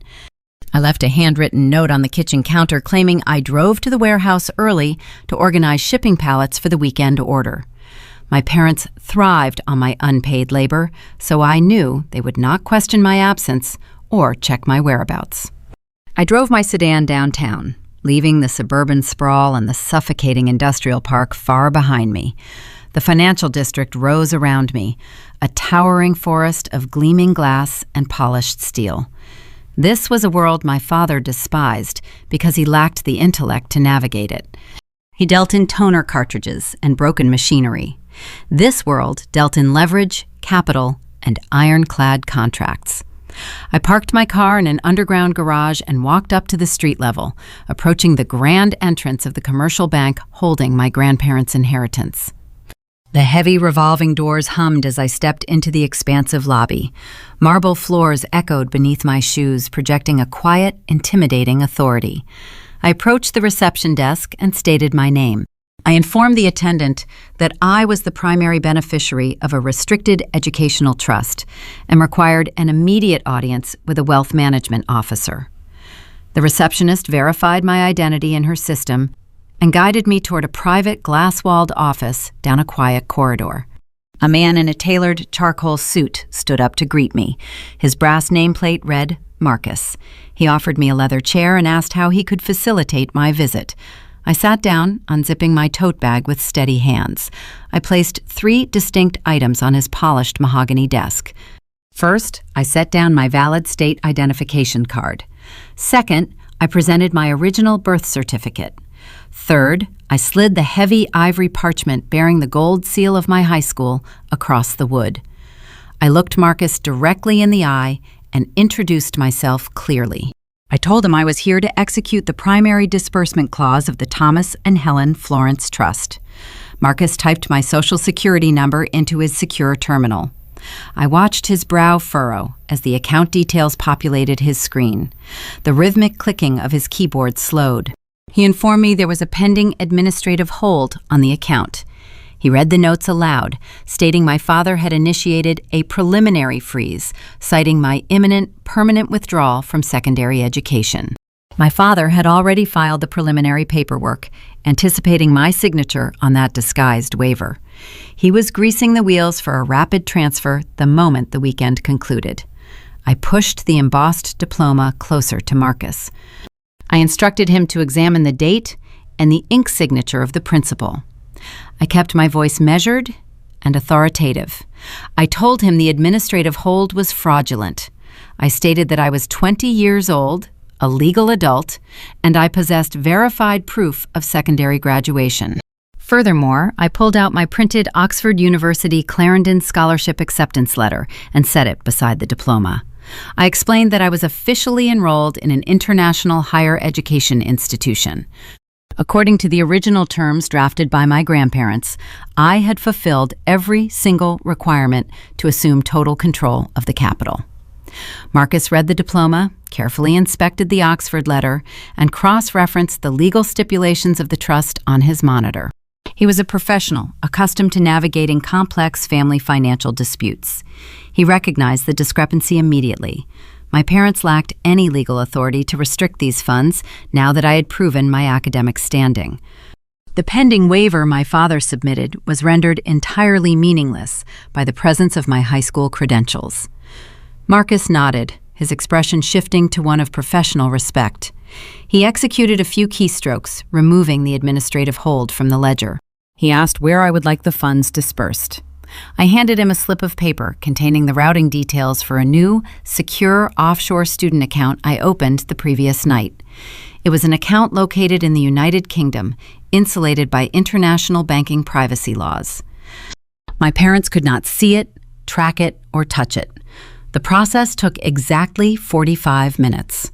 I sat in the quiet office, watching the monitor as Marcus dismantled my parents' grand scheme.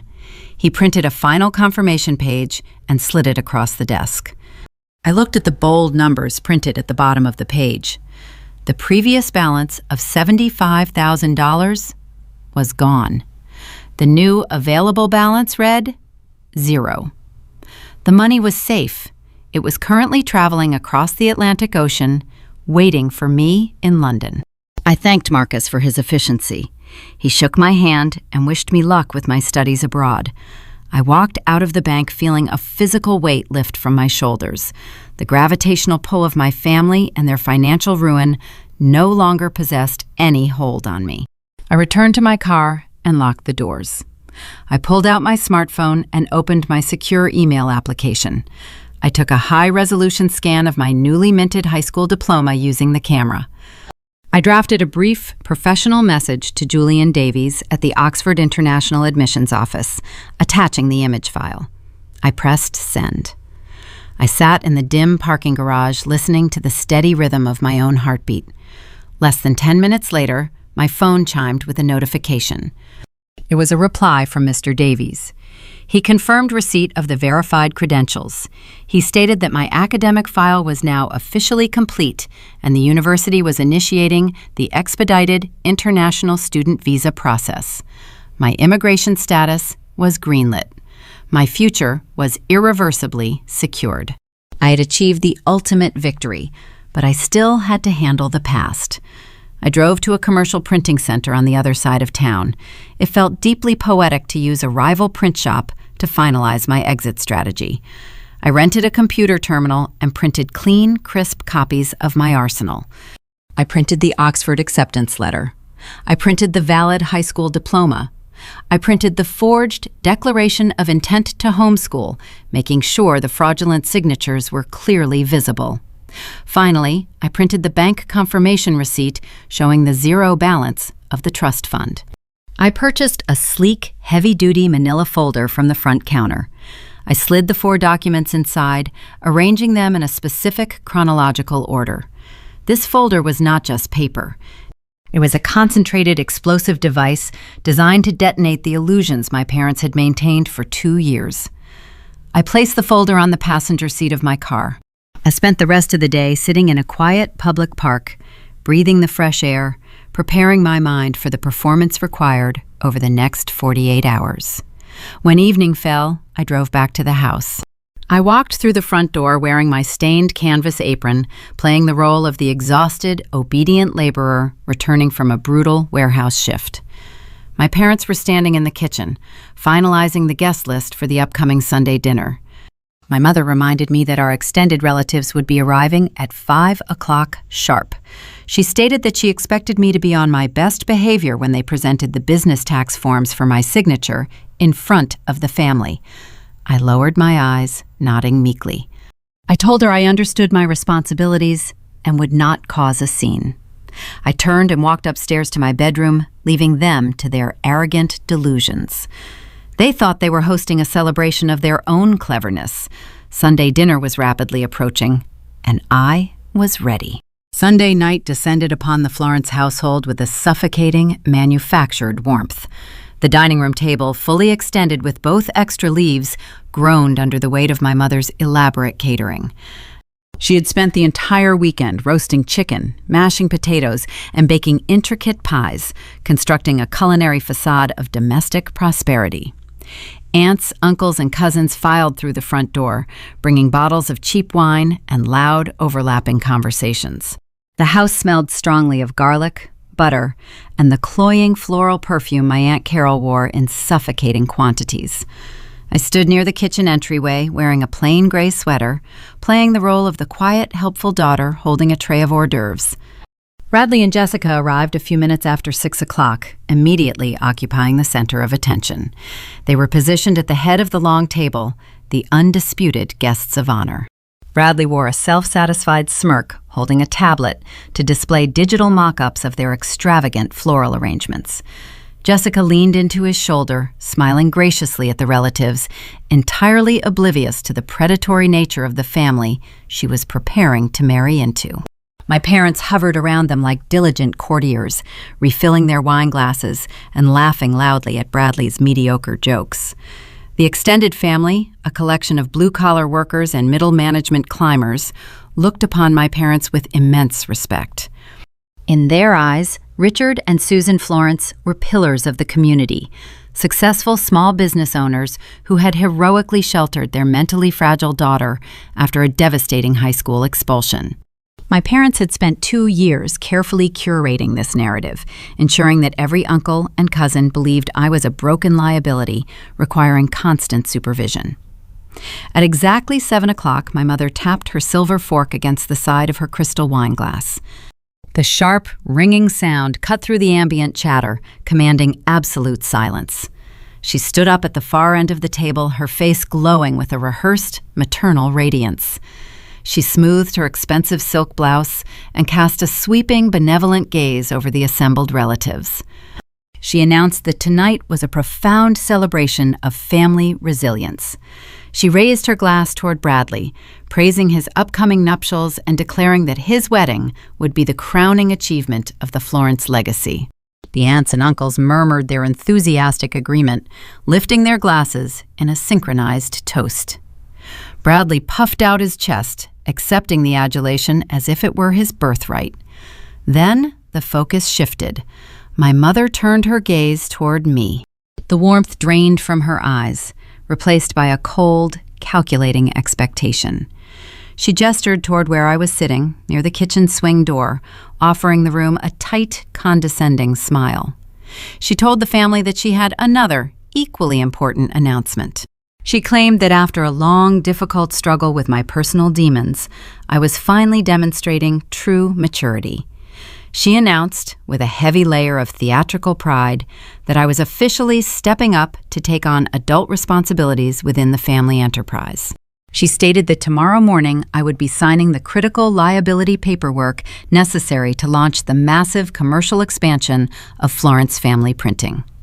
A collective murmur of approval rippled down the table. My mother clasped her hands together, delivering the final, crushing blow. She told the room that I finally understood my place. She said I recognized my duty to support the very people who had generously rescued me when my mind failed and I dropped out of high school. She framed my impending financial surrender as an act of noble redemption, a necessary penance for my fabricated failures. Aunt Carol, sitting directly to my left, reached over and patted my hand. Her touch felt clammy and dismissive. She leaned in, her voice dripping with toxic, performative pity. She told me it was a blessing that I had such a safe harbor. She whispered loud enough for the entire table to hear, assuring me that not everyone is meant for big things, and there was no shame in living a quiet, simple life under my parents' protection. The scent of the roasted chicken suddenly made my stomach clench violently. The sheer density of the lies suffocated the air in the room. Everyone was staring at me. My father, sitting opposite my mother, watched me with a dark, warning glare. He was daring me to contradict the narrative. He was demanding my public submission. The entire family expected me to shrink into my chair, to lower my eyes, to nod meekly, and to accept my designated role as the sacrificial lamb slaughtered to feed the golden child's ego and my parents' dying business. 2 years ago, I would have broken. 2 years ago, I would have internalized Aunt Carol's pity and my mother's condescension, believing every word of their psychological warfare. I would have signed away my grandparents' legacy just to stop the suffocating pressure. But I was no longer the girl they broke. I was an Oxford scholar. I held a secure UK visa. I possessed a private offshore bank account containing $75,000. And I held a heavy manila folder resting quietly in my lap, concealed beneath the linen tablecloth. The silence stretched, thick and expectant. My mother waited for my verbal confirmation. My father tapped his index finger impatiently against the mahogany table.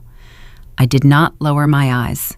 I looked directly at my mother, holding her gaze until the triumphant smile on her face faltered. I felt the adrenaline flood my veins, sharp and clarifying. The time for hiding was over. The trap they spent 2 years building was about to snap shut, but they were the ones standing inside it. I pushed my chair back. The wooden legs scraped loudly against the hardwood floor. I stood up slowly, ensuring my posture was perfectly straight. I did not reach for my wine glass. I did not reach for my napkin. I reached beneath the table and grasped the thick edges of the manila folder. I brought it up and placed it squarely on the table, right next to Aunt Carol's plate. The dull thud of the heavy paper broke the quiet tension. The performance had ended. The execution was about to begin. I looked down the length of the mahogany table. 24 pairs of eyes locked onto me. I did not raise my voice. I spoke with the calm, measured cadence of someone reading a weather report. I stated that I would not be signing the waiver tomorrow morning or any other morning. The silence that followed was immediate and profound. Silverware halted halfway to open mouths. The clinking of wine glasses ceased. The ambient hum of suburban family gossip evaporated. Bradley let out a sharp, derisive scoff. He leaned back in his chair, swirling the red liquid in his goblet. He possessed the profound arrogance of a man who had never faced a single consequence in his 25 years on Earth. He told me not to ruin the dinner. He rolled his eyes toward Jessica, attempting to dismiss my statement as a predictable temper tantrum. I turned my gaze to my older brother. I told him I was not ruining the celebration. I explained I was merely clarifying my upcoming schedule. I kept my posture rigid, refusing to let my shoulders slump. I announced that I could not surrender my legal rights to the family business because I was moving to the United Kingdom next month. I stated that I would be attending Oxford University on a fully funded academic scholarship. My mother shot up from her chair. The legs of her seat scraped harshly against the hardwood floor. Panic flared in her eyes, raw and unfiltered. Her carefully constructed narrative of the benevolent caregiver was crumbling in real time. She forced a high, shrill laugh that echoed uncomfortably against the dining room walls. She reached her hand out toward me, adopting her weaponized maternal concern. She told the assembled relatives that I was having another episode. She used clinical terminology, spinning a web of deceit. She claimed the pressure of the family gathering had triggered my delusions again. She asked her brother, my Uncle David, to help escort me upstairs so I could rest and take my medication. She was trying to physically remove me from the room before I could detonate the bomb. I stepped back, evading her grasping fingers. I opened the heavy manila folder. I reached inside and pulled out the first piece of paper. It was the original Clarendon Scholarship acceptance letter. I tossed it onto the center of the table. It landed squarely on top of Bradley's glossy floral arrangements. The thick, cream-colored stationery bore the undeniable crest of the international institution. Jessica leaned forward. Her corporate compliance training kicked in. She recognized authentic legal correspondence.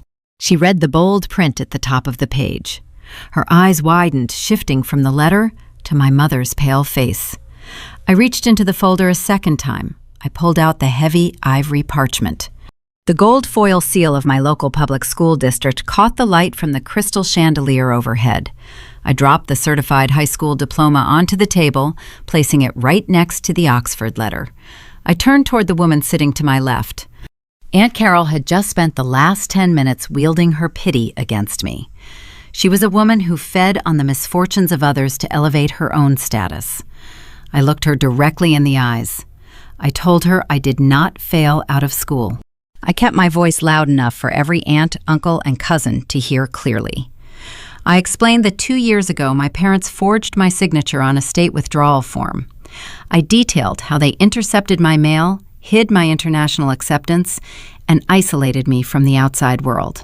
I told the room that my parents fabricated my psychotic breakdown to keep me working 60 hours a week, operating heavy bindery machinery for 0 wages. A collective gasp rippled down the length of the table. Uncle David lowered his wine glass, his jaw slack. Cousin Rachel covered her mouth with her hands. The intricate illusion of Richard and Susan Florence, the heroic suburban martyrs, shattered into 1,000 jagged pieces. I did not stop there. I needed to expose the financial motive driving their cruelty. I pointed toward the head of the table. I stated that the ultimate goal of their psychological torture was theft. I explained the terms of my late grandparents' will. I revealed the existence of the $75,000 educational trust fund. I told the family that my parents needed me to be a documented dropout so they could legally seize my inheritance. I delivered the final, devastating truth. I said they orchestrated my misery so they could drain my trust account to pay off their mounting commercial debts and fund Bradley's extravagant venue. Jessica physically recoiled from Bradley. She pushed her chair backward, creating distance between herself and the man she was supposed to marry. She looked at him with profound disgust, realizing the luxury lifestyle he promised her was being financed by the indentured servitude of his younger sister. The dining room descended into chaos.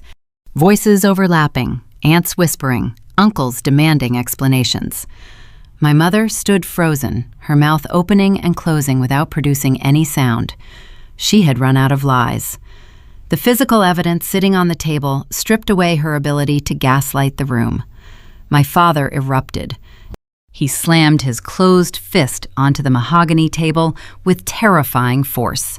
The impact rattled the fine china and caused several wine glasses to tip over, spilling red liquid across the white linen tablecloth. His face flushed a deep, dangerous crimson. He abandoned the facade of the respectable businessman. He reverted to the cornered, desperate tyrant I knew from the print shop floor. He pointed a trembling finger at my chest. He roared that I was an ungrateful liar. He ordered me to get out of his house this instant. He claimed the documents were fabrications.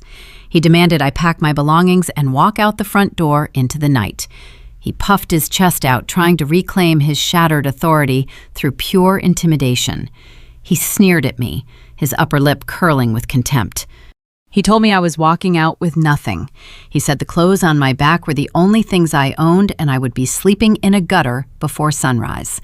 He thought his anger would terrify me into submission. He believed the threat of imminent homelessness would force me to retreat, grab my bags, and vanish into the dark, leaving the inheritance behind for him to claim on Monday morning. He expected me to cry. He did not realize his explosive reaction was the exact setup I required. He had just publicly declared that I was being cast out into the world with zero financial resources. He had just provided the perfect runway for my final counterattack. The trap was fully sprung, and I held the final piece of evidence in my hand. My father stood at the opposite end of the mahogany table, chest puffed out, face flushed a deep crimson. He pointed his finger toward the front door, his voice echoing off the dining room walls.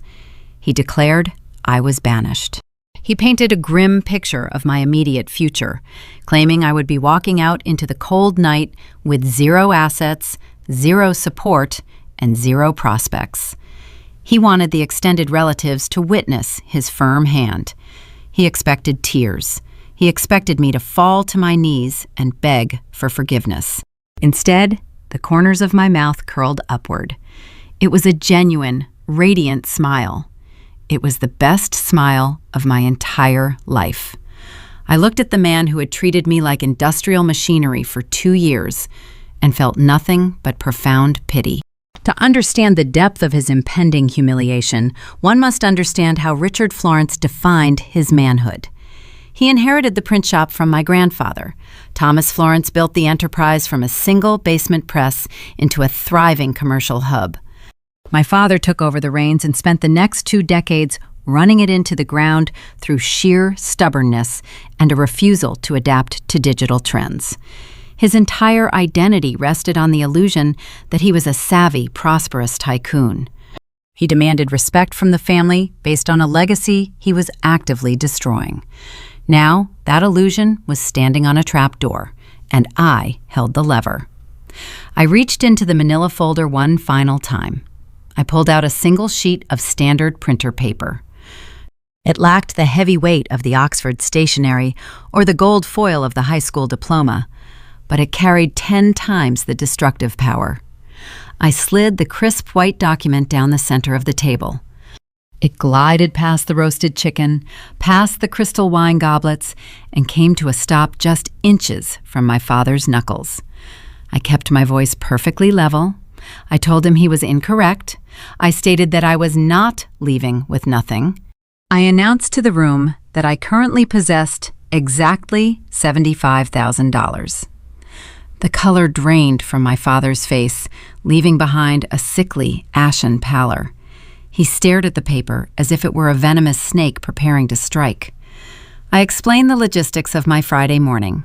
I detailed how I drove downtown to the financial district, walked into the commercial bank holding my grandparents' trust, and sat down with a wealth manager. I told the room how presenting my valid state identification and my certified diploma instantly dissolved their fraudulent administrative hold. I watched my mother's jaw drop. Her hands began to shake so severely she had to grip the edge of the table to remain standing. I clarified that the inheritance was no longer sitting in a vulnerable domestic account. I had transferred every single penny into a secure, private, offshore student ledger. I told them the money was insulated by international banking laws, invisible and untouchable. My father snatched the paper from the table. His hands trembled, causing the document to flutter wildly. His eyes darted across the printed text, searching the routing numbers and the final balance line. The number 0 stared back at him. The facade of the stoic patriarch shattered.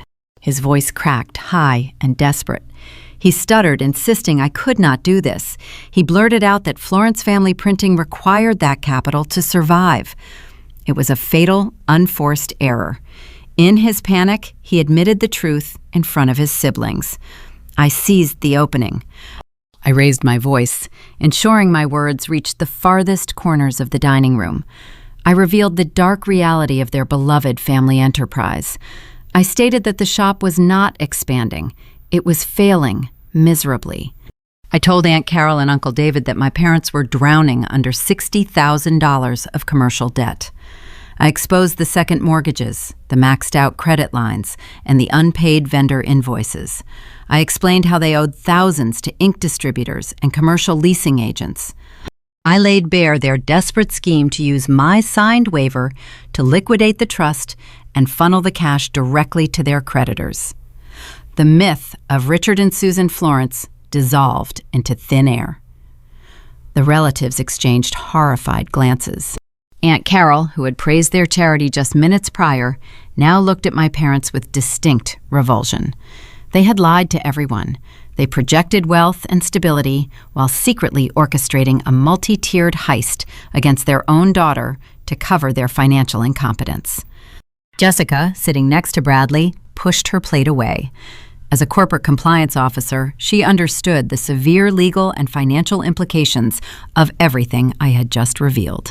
She realized the man she was preparing to marry belonged to a family teetering on the edge of bankruptcy and federal fraud. She looked at Bradley with a mixture of shock and sheer disgust.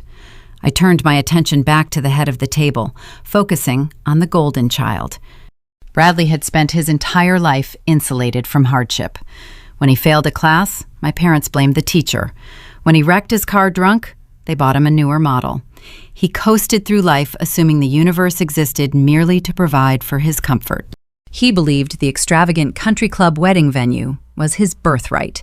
He had never once stopped to consider where the $15,000 deposit was actually coming from.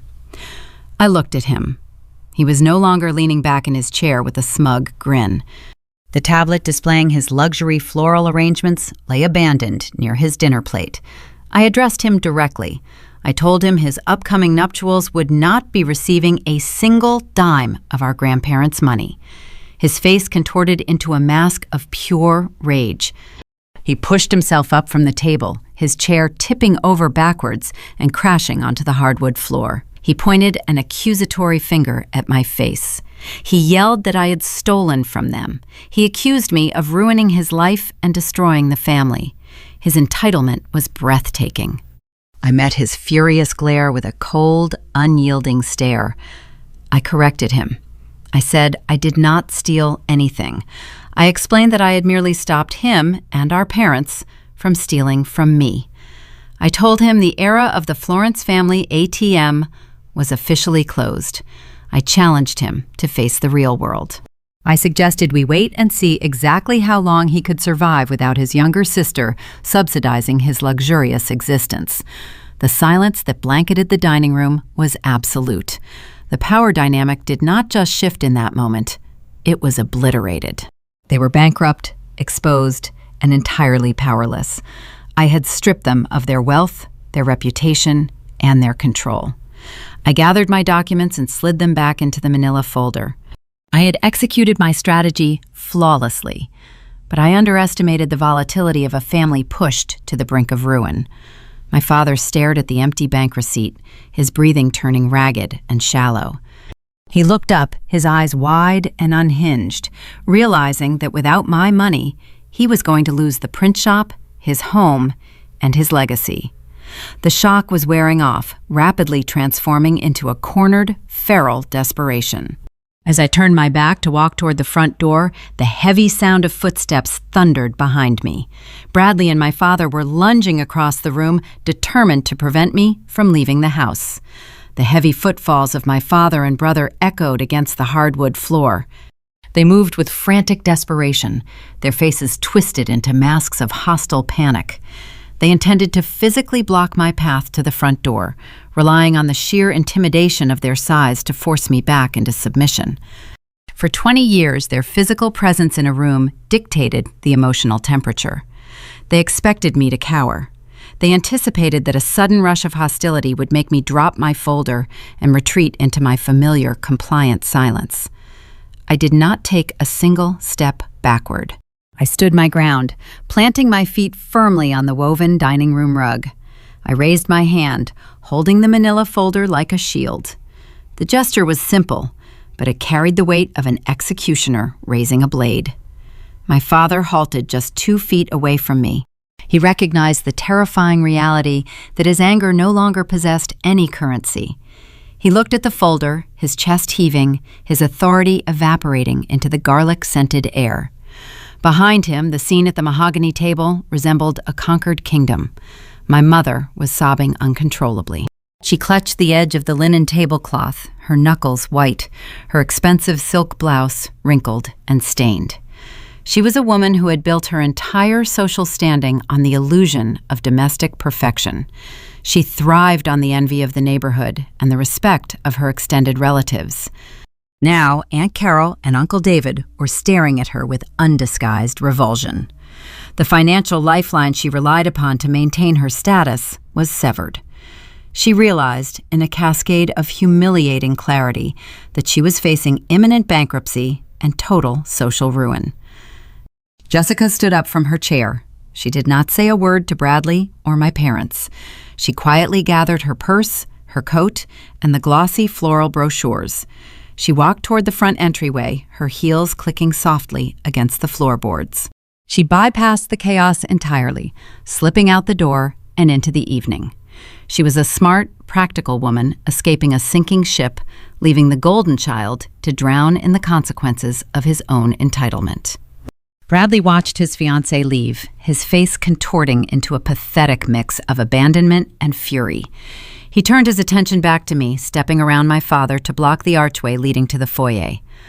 He puffed out his chest, attempting to project a physical dominance he did not actually possess. He hissed through his teeth, blaming me for the destruction of our family. He accused me of tearing everyone apart with my selfishness. He told me I was a monster for hoarding wealth while our parents faced financial ruin. I looked him dead in the eye. I recalled every single time he tossed a dirty shop apron at my chest, every time he mocked my intelligence, and every time he demanded luxury while I worked 60 hours a week for 0 pay. I reached into the manila folder and pulled out the final stack of papers. I held up the official state withdrawal form. I rotated the paper so Bradley and my father could clearly see the crude forgery of my signature resting next to my father's actual handwriting. Then I pulled out the printed copies of the horrific, semi-literate emails they had sent to the Oxford University International Admissions Board. I displayed the digital timestamps and the internet protocol addresses, tracing the messages directly back to the tablet in my father's home office. I kept my voice icy and precise. I delivered my final terms. I explained that forging a signature on a government document to falsely alter a student's academic record is a severe criminal offense. I lowered the documents, maintaining unbroken eye contact with my brother. I issued a strict, non-negotiable warning. I told them that if any member of this family ever attempted to contact me again, I would walk straight into a federal precinct.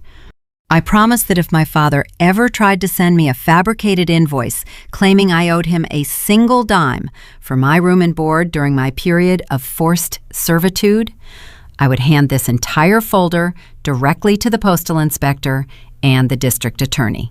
I assured them I would gladly testify in open court and watch them both face prison sentences for identity theft and financial fraud. I took one step closer to Bradley. I lowered my voice to a sharp whisper. I told him not to test my resolve. Bradley stared at the forged documents. Faced with the tangible threat of a federal criminal investigation, his instinct for self-preservation kicked in. He swallowed hard, his eyes darting from the papers to my unyielding expression. He took a slow, shuffling step to the side. He cleared the archway, pressing his back against the floral wallpaper to let me pass. I walked through the foyer without rushing. I reached out and turned the brass knob of the front door. I stepped over the threshold and onto the concrete porch. The transition was instantaneous. My sedan was parked at the end of the driveway. I unlocked the driver's side door. Resting on the passenger seat was a single, dark canvas duffel bag. I had packed it early that morning before leaving for the bank. It contained my passport, my birth certificate, my laptop, and 3 changes of clothes. I had deliberately left everything else behind. The furniture, the childhood trinkets, the fading photographs in my bedroom were all artifacts of a life that never truly belonged to me. I was stepping into a future unburdened by material anchors. I slid into the driver's seat and inserted the key into the ignition. The engine hummed to life. I shifted the transmission into reverse and backed out of the driveway. I could not see my parents' house anymore. I could not see my father standing in the dining room or my mother sobbing over her ruined dinner party. I did not look back. I pressed the accelerator and merged onto the highway, driving toward a cheap motel near the airport where I would spend my final few weeks in America. The trap was broken, the assets were secured, and the perpetrators were trapped in the wreckage of their own making. If you believe that sometimes walking away is the ultimate victory, hit subscribe. The best is yet to come. It has been 6 months since I backed my car out of that suburban driveway. I am currently sitting near a leaded glass window inside a centuries-old library at Oxford University. Outside, the rain falls in steady gray sheets, striking the ancient cobblestone courtyard. The air in here smells of binding glue, parchment, and aged wood. It is a quiet, dignified scent. It smells nothing like the sharp metallic ozone and industrial solvents of my former life. I am wearing a thick woolen sweater and drinking hot tea. My back does not ache. My hands are no longer stained with printer ink. I belong here. My mind is challenged daily by world-class professors who treat my intellect as a profound asset rather than a dangerous liability. My financial reality is equally secure. The Clarendon Scholarship covers every penny of my tuition and provides a generous living stipend for my housing. As for the inheritance my grandparents left me, it remains untouched. I sat down with a financial advisor in London during my first week abroad. We placed the $75,000 into a diversified investment portfolio. It is currently earning compound interest, shielding my future from any unexpected hardships. Having independent wealth does not just provide purchasing power, it provides a structural armor against coercion. When you possess your own resources, nobody can force you to trade your dignity for a roof over your head. The Atlantic Ocean provides an excellent physical barrier, but news from the States still filters through the family grapevine. My Aunt Carol possesses an incurable addiction to gossip, and she updates my social media inbox with unprompted dispatches. Through her digital whispers, I learned the fate of Florence Family Printing. My parents' enterprise filed for Chapter 11 bankruptcy exactly 3 months after I walked out their front door. The collapse was rapid and unceremonious. Without my unpaid labor running the bindery machines, they had to hire actual employees at market rate. Without my trust fund to satisfy the commercial loan officer, the bank called in their debts. The paper suppliers ceased their deliveries due to unpaid invoices. According to Aunt Carol, the bank foreclosed on the commercial property. The heavy offset presses the laminators, and my father's beloved mahogany desk were auctioned off for pennies on the dollar to satisfy the creditors. The industrial park unit now sits empty, bearing a generic lease sign in the front window. My parents built their entire identity around a business they managed to destroy the minute their captive victim broke free. The golden child did not fare much better. Bradley's extravagant country club wedding never materialized. Jessica was a corporate compliance officer trained to spot liability and mitigate risk. The Sunday dinner revelation exposed her fiancé not just as a coward, but as a willing participant in federal wire fraud and domestic abuse. She recognized that marrying into the Florence family meant attaching her pristine credit score and professional reputation to a sinking ship of criminals. She packed her belongings and moved out of their shared apartment that same week, returning the engagement ring via certified mail. Bradley is now 25 years old, single, and unemployed. The bank repossessed his certified pre-owned Honda Civic because my parents could no longer make the monthly payments. He's currently living in my old childhood bedroom, stripped of his unearned luxury, forced to navigate a reality where no one is willing to subsidize his existence. Last Tuesday, my phone buzzed with an international text message. It originated from an unrecognized number, but the distinct cadence of the phrasing belonged unmistakably to my mother. The message consisted of 2 brief sentences. "We forgive you. Please come home." I stared at the glowing screen, marveling at the breathtaking depth of her delusion. Even after losing their business, their reputation, and their future daughter-in-law, they still attempted to frame my escape as a transgression I needed to repent for. They offered their forgiveness for my survival. They wanted me to return to the wreckage they created and rebuild it for them. I did not reply. I did not feel a single twinge of guilt or hesitation. I tapped the screen and permanently blocked the number, severing the final, invisible thread tying me to their sinking ship. I want to speak directly to anyone listening who recognizes their own reflection in my story. Toxic people will always attempt to convince you that setting basic boundaries is an act of unpardonable violence. They will frame your pursuit of independence as a vicious betrayal. They rely on your empathy to excuse their exploitation. Let them believe whatever manufactured narrative they need to soothe their fractured egos. You do not owe your future to individuals who actively try to bury you in their past. Your life is not a currency meant to be spent funding someone else's comfort. If you find yourself trapped in a dynamic where your suffering is required for their success, you must start keeping your receipts. Document every lie. Calculate your true worth. Secure your resources in silence. And when the people who claim to love you try to dictate the terms of your surrender, you pack your bags.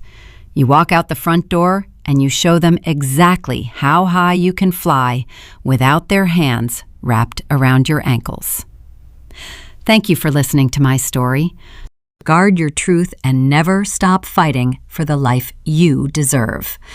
There is a profound, almost silent promise we make when we bring children into the world. It is the unspoken vow that our homes will be sanctuaries, that our hands will be the ones to guide them, and that our love will be the foundation upon which they build their own lives. But what happens when that foundation is poured with the concrete of conditionality? What happens when the walls of the traditional family home are built so high and so thick that they no longer offer shelter, but instead become a prison? The story of Amanda Florence, a young woman who had to dismantle her entire family structure just to reclaim her own life, serves as a haunting mirror for modern American parenting. It offers a profound and somewhat extreme lesson about the pitfalls of family education, particularly within a culture that can sometimes mistakenly value a child's sacrifice to maintain a traditional family business. It forces us to pause and examine the architecture of our own families, asking us to confront the uncomfortable line between guiding our children and attempting to own them. In American culture, there is often a quiet expectation of loyalty, a desire to see our children carry on our legacies or share our deeply held values. But guidance can easily morph into exploitation. Amanda's parents deliberately stifled her ambitions, simply because they needed her to work unpaid at the family printing shop. It is a stark reminder of a fundamental truth. Children are not assets or tools designed to solve their parents' financial problems. A child is born with their own unique compass, their own set of profound capabilities that may point in a completely different direction than the one the family marched in. A truly healthy family education must respect the unique abilities of each child, even if those abilities, like getting into Oxford, don't directly serve the immediate interests of the family. To love a child is to water the soil around them so they can grow, not to force them to grow in the dark just to keep the house warm. The soil of any family, however, must be rich with truth. Honesty and trust are the foundation of education. Amanda's parents built a vast network of lies, forging withdrawal forms, hiding acceptance letters, and deceiving her about her own intellectual abilities. This is the ultimate betrayal of the parental contract. When parents use lies and gaslighting to control their children, they not only destroy their future, but also completely stifle trust and emotional bonds. Emotional awareness in parenting means recognizing the absolute fragility of a child's trust. Once that glass is shattered, the shards cannot simply be glued back together. A family education based on deception will ultimately lead to breakdown when the truth is revealed. We must constantly ask ourselves if the narratives we tell our children are meant to empower them, or if we are subtly rewriting reality to keep them tethered to our own needs. Perhaps one of the most insidious poisons that can infect a traditional family structure is the illusion of favoritism, the creation of a golden child. Florence's family is a prime example of injustice. While her brother Bradley was spoiled despite his mistakes, driving drunk, Amanda was exploited for her labor and deprived of educational opportunities. This dynamic reveals a tragic misunderstanding of parental responsibility. Favoring one child and sacrificing another never yields positive results. It is a double-edged sword that cuts both ways. By stripping away consequences, Bradley ultimately became incapable of being independent, while the injustice drove Amanda away from her family permanently. True fairness does not mean giving every child the exact same thing. It means offering every child the exact same level of respect, accountability, and unwavering emotional support. When we tip the scales, we do not just harm the scapegoat, we cripple the favorite. This inherent unfairness often bleeds into the material reality of a family, particularly regarding legacy and finances. Amanda's parents crossed a line that many would find unthinkable when they attempted to seize the $75,000 education trust left to her by her grandparents to salvage their failing business. There is a crucial moral message embedded here. Misappropriating children's finances, especially educational funds, is a serious moral and legal violation. In American culture, we talk often about passing the torch and leaving a legacy for the next generation. Family tradition should be a springboard for future generations, not a burden that forces children to pay the price with their future. A parent's financial missteps are their own to bear. When we ask our children to sacrifice their tomorrow to pay for our yesterday, we are bankrupting the family's soul long before the bank forecloses on the business. Ultimately, the goal of raising a child in modern American culture is not to keep them forever tied to the front porch. It is to equip them with the strength, the resilience, and the wings to leave it. Forcing children to remain within the narrow confines of the family can be counterproductive. Amanda's parents wanted her to stay at the old printing shop, while she had the potential to reach international heights at Oxford. The lesson for parents is clear and undeniable. A proper future orientation involves preparing children with the skills to stand on their own 2 feet. The paradox of parenting is that we must hold our children close in order to eventually teach them how to walk away.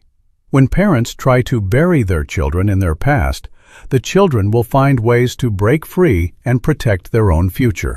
Stories like Amanda's are rare in their extremity, but the subtle undercurrents of control, expectation, and family obligation are universally relatable. They remind us of the delicate daily balance required to raise human beings with compassion and grace. If you find yourself captivated by these deep dives into the human experience, exploring the complicated, messy, and beautiful dynamics of family life, I highly encourage you to follow the channel Sophia Told Stories. We share narratives that challenge us, move us, and force us to look deeply in the mirror. The strongest message from this story is one that should echo in the halls of every home. Parental love must go hand in hand with respect for children's autonomy. Love without respect is just possession by another name. If parents view their children's independence as a betrayal, they will soon realize that it is their controlling and deceitful actions that destroy the family.